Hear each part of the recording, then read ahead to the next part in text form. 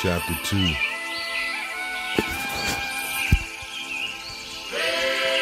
Old Ethiopia, its people.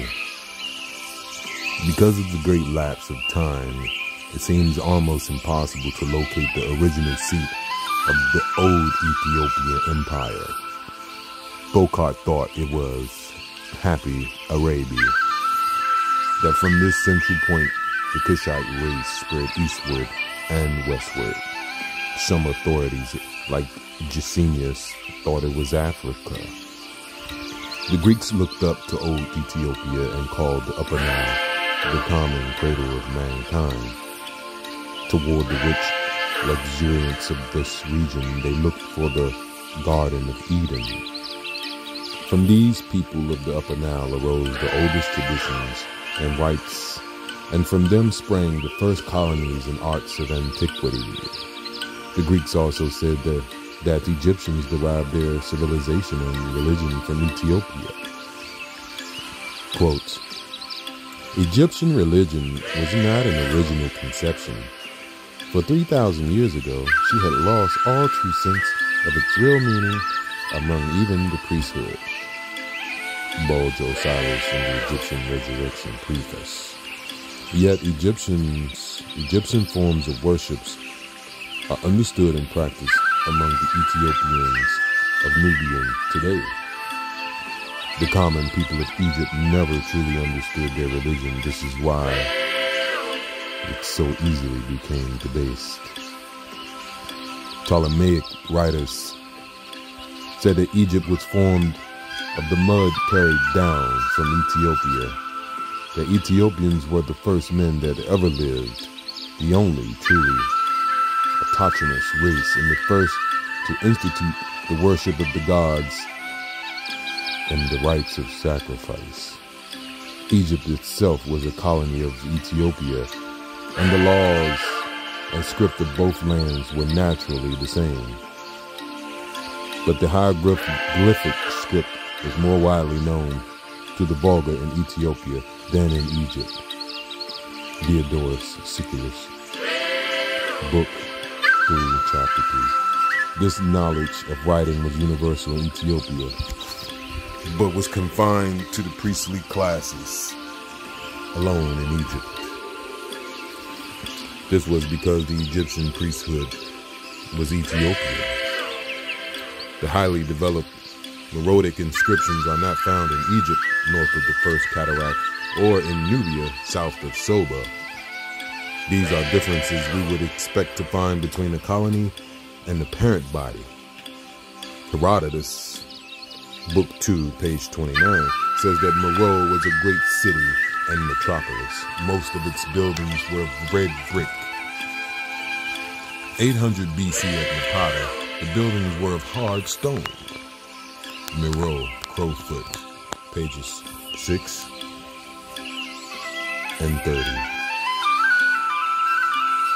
The Encyclopedia of Biblical Literature says, there is every reason to conclude that the separate colonies of priests, craft, spread from Meroe into Egypt, and the primeval monuments in Ethiopia strongly confirm the native traditions reported by Diodorus Siculus, that the worship of Zeus Ammon originated in Meroe, also the worship of Osiris. This would render highly probable the opinion that commerce, science, and art descended into Egypt from the Upper Nile.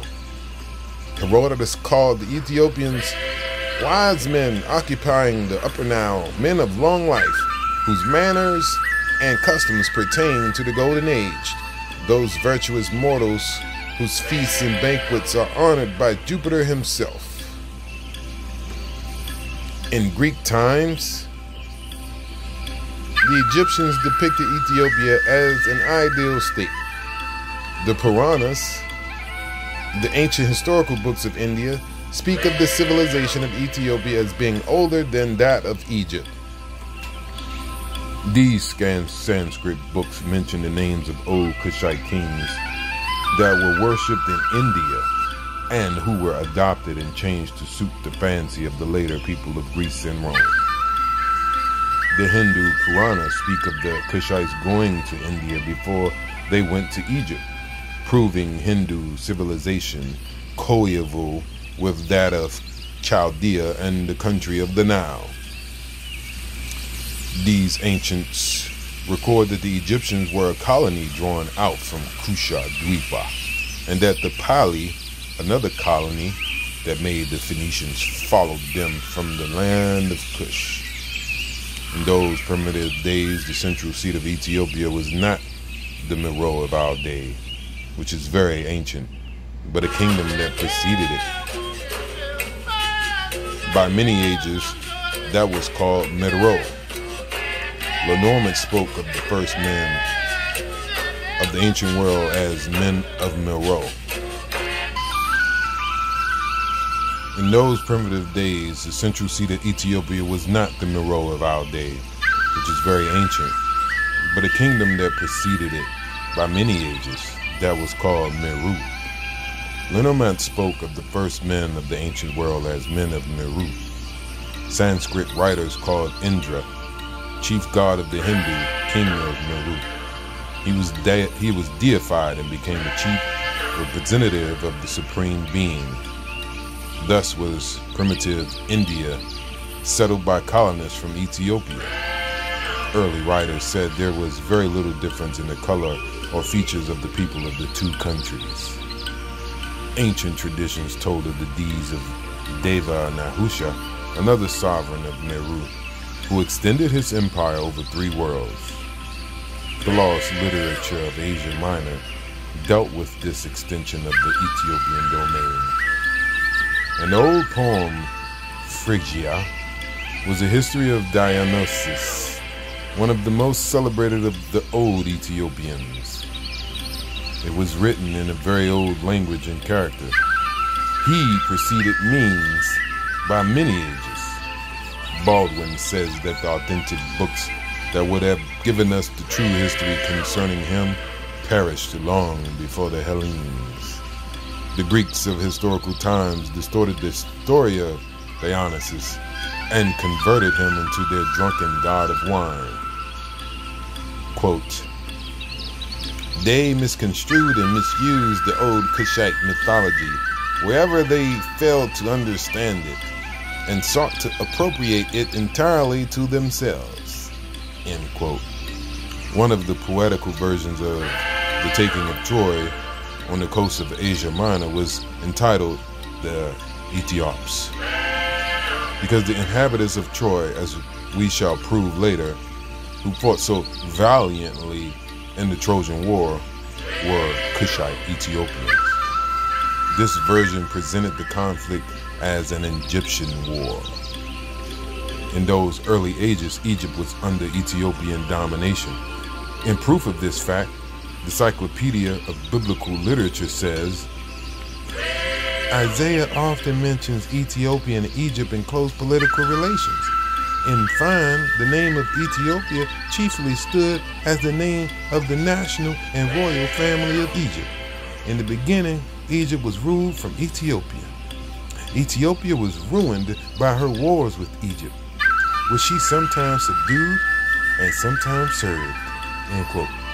Modern books contain but little information about the country of the Upper Nile, but archaic books were full of the story of the wonderful Ethiopians.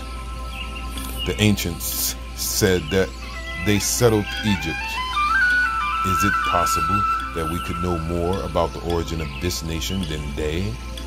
Reclus says. The people occupying the plateau of the Blue Nile are conscious of a glorious past and probably called themselves Ethiopians. He called the whole triangular space between the Nile and the Red Sea Ethiopian proper. This vast highland constituted a world apart. From it went forth the inspiration and light, now bearing its fruit in the life of younger generations. Alright, so we're going to stop right there, guys, because this thing is deep, right? And it's so deep, it sheds a light on my spirit that tells my spirit and reminds my spirit of the importance it is to remember your history, to remember the history of peoples around the world, most importantly, people who look like me or people who look similar to me. And then what it does, it gives me a sense of power, it gives me a sense of confidence, and it builds me up from a place where I once was, where I had nowhere to look for people that look like me that were doing something great beyond the norm of shooting a basketball or singing a good tone and singing a good song. So to understand antiquity, to understand how we came to this point, is wisdom, is knowledge, and its power. And I decided to read this because I think the world needs to know, because even I did not know that Ethiopia were the parents and grandparents of Egypt. Ethiopia and Kush was the grandparents and parents and great-grandparents and parents and great-great-grandparents and parents of Egypt that we marvel today. And the first chapter of this is very, very a great opening to this epic. I read that with my son, and him and I will read chapter 2 tonight, or I'll start over. But if you are a parent and you have young ones, it is important that you read to them the greatness, about the greatness of people that look like us. Read to them these stories so they'll know them stories. They'll understand our history, and they'll be empowered because they see themselves in this story. And it's important that you read this to them and plant this in their subconscious, so that one day, maybe just one day, they will rise up and reestablish their own sovereignty and not continue to be subject and to wait on and to cry to and to beg to their system and those who run the system that colonize and enslave and brutalize their people. And the war that we face today, or the war that they will face in their day. So it's okay to read your children fairy tales and things that's entertaining, but also they must know their history beyond slavery. Before slavery. So I leave you parents with this. As I read to those who ever listening,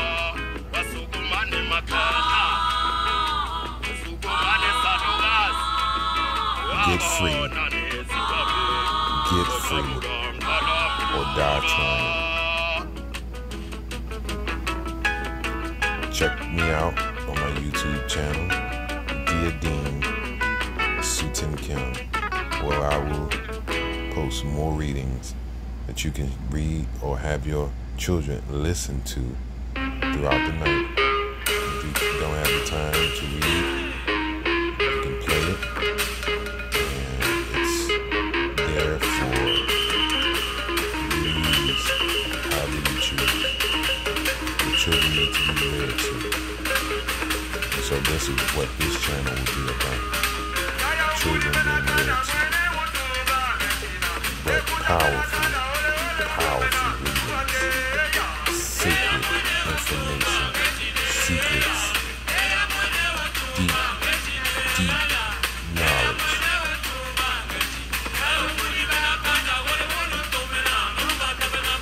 Until the next time.